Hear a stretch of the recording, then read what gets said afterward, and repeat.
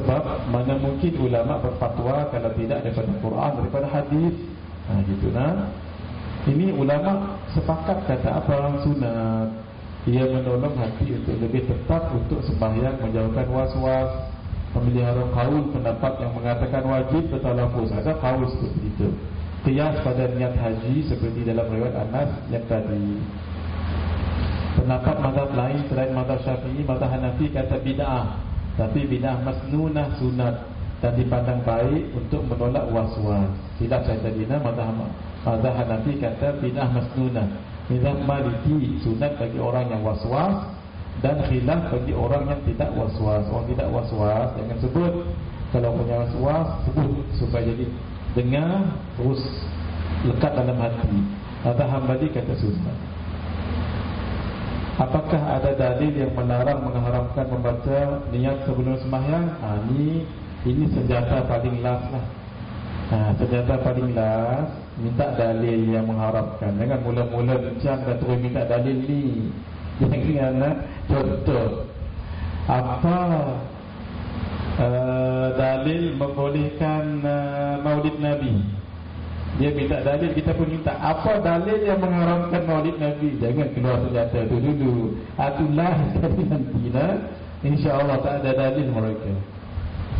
Ada tak dalil yang mengharamkan niat sebelum sembahyang? Tak ada. Kalau tak ada, kenapa diharamkan? Bermakna kamu mengharamkan sesuatu yang harus, maka kamu telah membuat sesuatu yang baru, bid'ah dalam agama. Zikir nyaring selepas sembahyang, nyaring kat sini begini tak pernahlah saya dengar sampai pecah mikrofon yang nyaring dia. Tak ada lah nyaring begitu kan. Saya mohon maaf ya. Ini almarhum Datuk Haruddin pernah sebut, budak-budak zaman sekarang ni tak tahu berzikir lepas sembahyang. Bahasanya tak tahu berzikir lepas sembahyang, tak tahu wirid. Bukan tak mahu berwirid, tak tahu berwirid. Mohon maaf, saya tahu negeri mana yang dia maksudkan tu. Dia kata waktu beliau hidup dulu, budak-budak zaman sekarang tak tahu berwirid. Ini musibah. Dia tak tahu dengan tak mahu lain. Orang yang tahu mungkin dia tak mahu. Ini orang budak-budak ini tak tahu berwirid. Sebab mereka lepas sembahyang, Assalamualaikum warahmatullahi, Assalamualaikum warahmatullahi, lari habis. Mana mereka tahu apa yang dibacakan? Tahlil lagi nak dirumuka. Kalau disuruh pimpin tahlil lagi senak perut, sakit perut, masuk sandai ke semua. Kita faham sebab kita memang selalu bertahlil. Mahukah tuan nanti bila meninggal anak tak tahlilkan kita? Mahukah? Ya Allah, saya terus terang tak mahu. Kalau adik-beradik anak baru begitu, jangan. Sebab apa? Sebab besar pahala dan sampai, pahalanya sampai. Paling kurang dia sendiri dapat pahala. Ya Allah, jangan sampai satu ketika budak-budak tak tahu bertahlil, tak tahu nak mula macam mana. Ila hadratin Nabi tak boleh baca Fatihah dulu kah, Ayatul Kursi kah, yang mana satu? Allah. Jangan sampai zaman ni ada pada kita. Sebab tu jaga-jaga tuan-tuan. Baik-baik sekarang jaga-jaga sedikit. Sebab itu kawal sikit anak-anak dengan siapa dia mengaji. Nak cari guru saya kata tanya dua soalan. Nak cari guru tu tanya dua soalan. Satu, apa kitab yang guru tu baca? Yang kedua, siapa guru dia? Jangan tanya waktu dia ceramah. Jangan. Tuan guru saya nak tanya dua soalan. Tidak. Apa kitab guru baca? Siapa guru tuan guru? Dia tak main dah lepas tu. Tanyalah kawan-kawan yang lain-lain. You are what you read. Tell me what you read. I will tell you who you are. Sebab tu jaga-jaga. Inna rafa'a sawti bi-dhikri hina yansarifu an-nasu min al-maktubat kana fi ahdi Nabi. Kata Ibnu Abbas, sesungguhnya mengangkatkan suara dengan zikir, maksudnya zikir nyari, ketika orang ramai sudah beredar dari sembahyang fardu, sudah ada pada masa Nabi. Sebab itu kata Ibnu Abbas, saya tahu bila kuat dia berzikir tu dah habis dah solat tu. Ini zikir dia, ini dalil dia. Melalui hadis ini sebahagian salaf berpendapat bahawa sunat mengangkat suara dengan takbir dan zikir selepas sembahyang. Perbincangan.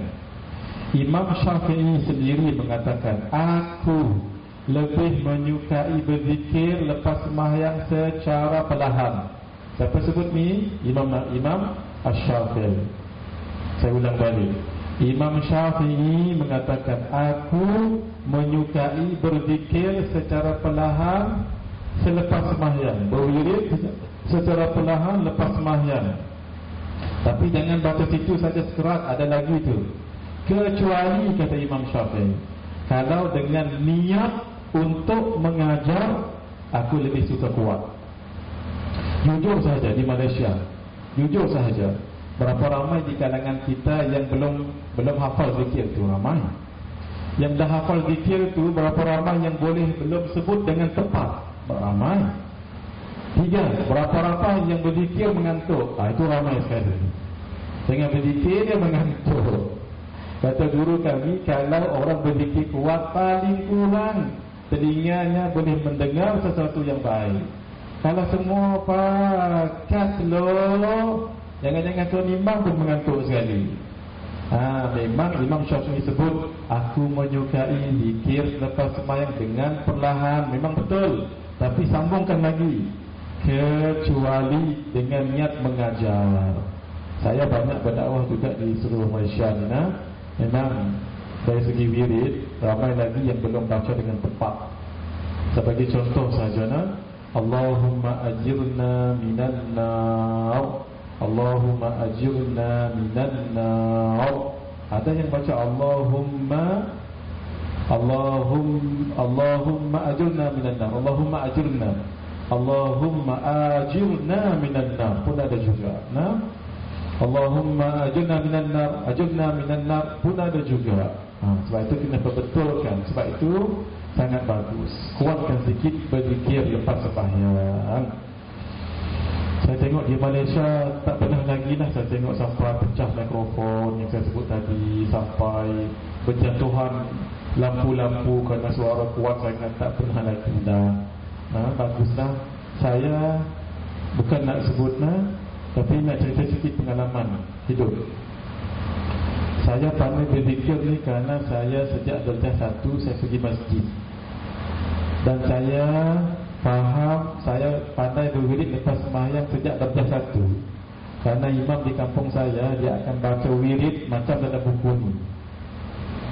Wirid yang beliau baca macam buku ni sampai akhir. Ya Latifu, Ya Kafi, Ya Hafidhu, Ya Syafi, ada dalam buku ni. Itu namanya wirid Al-Qushashiyah. Sampai saya hafal. Karena apa? Selalu dengar imam baca. Besar pahala dia dah meninggal dah. Bismillahirrahmanirrahim. Sudah. Imam Syafi'i menyukai zikir perlahan selepas sembahyang, betul. Tetapi Imam Syafi'i juga membolehkan menguatkan suara ketika berzikir selepas sembahyang dengan niat mengajar. Realiti di Malaysia kita ini memang perlu sangat diajar orang untuk berzikir dengan sebutan yang betul.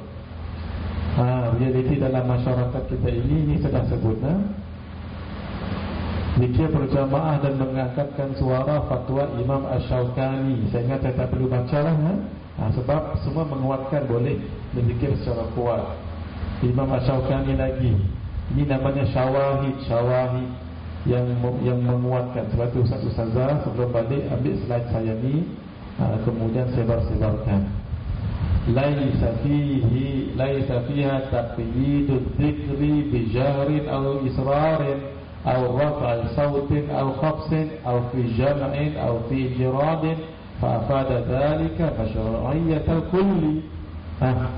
Yang dalil-dalil kata Syekh Imam Asy-Syaukani, kata beliau, tidaklah ada padanya dalil-dalil tadi mengaitkan ataupun mengkhususkan berzikir dengan kuat ke atau perlahan ke, atau kuat suara ke atau perlahan-lahan ke, atau secara berjamaah ke ataupun seorang-seorang. Yang boleh kita istifadah daripada semua hadis tadi itu masyru'iyyatul kulli. Semua ini boleh, kuat boleh, perlahan boleh, seorang-seorang boleh, ramai-ramai pun boleh. Apakah ada dalil yang melarang mengharamkan berzikir jaring selepas sembahyang? Kalau keluar hani ni habislah tu. Kalau keluar hani ni, sebab ni senjata paling habis. Dia mesti bertukar tajuk lain. Hani tajuk lain dah ni. Boleh maja Allah sekali minta apa? Minta dalil. Haram tak haram? Saya dalam bab Maulidul Rasul ni, saya teringat ustaz dekat Perlis, Ustaz Yusaini. Orang Melaka kenal tak dengan Ustaz Yusaini? Ustaz kenal Ustaz Yusaini. Ustaz Yusaini ni ada satu ma'had Matin ya. Matin kan, ma'had tahfiz Imam Nawawi, Matin. Saya pernah pergi tempat beliau bulan Rabiul Awal. Dan setelah saya berceramah, daurah macam ni juga, dia pun ceramah, dia pun bagi kata ni lah. Dia kata, tuan-tuan, sekarang ni kita dah masuk bulan Maulid. Bulan Maulid. Nanti adalah suara hantu-hantu tu. Begitu lah. Nanti adalah suara hantu-hantu yang kata Maulid ni bid'ah.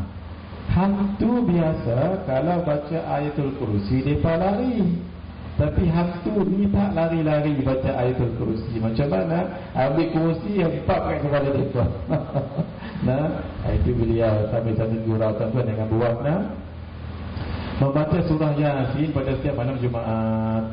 Imam As-Sajudi ini saya dah sebut dah tadi. Dalam kitab Khususiyat Yaumil Jumaah, beliau menulis, Al-Imam Al-Baihaqi di dalam kitab Asy-Syu'ab telah mentakhrijkan daripada Sayyidina Abu Hurairah, berkata Rasulullah sallallahu alaihi wasallam bersabda, "Man qara'a lailatal jum'ati hamim ad-dukhan wa yasin asbaha maghfuran lah." Siapa yang baca pada malam Jumaat surah Yasin dengan ad-dukhan, berpagi-pagi dia dalam keadaan diampuni oleh Allah.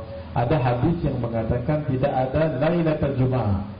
Ada hadis yang tidak menyebut Lailatul Jumaah. Tak apalah, ini khilaf ulama saja. Ini khilaf ulama. Jadi ada yang kata Nabi sebut, ada yang kata Nabi tidak sebut. Walaupun begitu, hadis ini jadinya hadis tidaklah kuat. Tapi dalam beramal boleh dengan fadailul a'mal. Amalan membaca Yasin, ada yang saya sebut ni hadis. Wa man qara'a hamim allati yadhkuru fiha ad-dukhan asbaha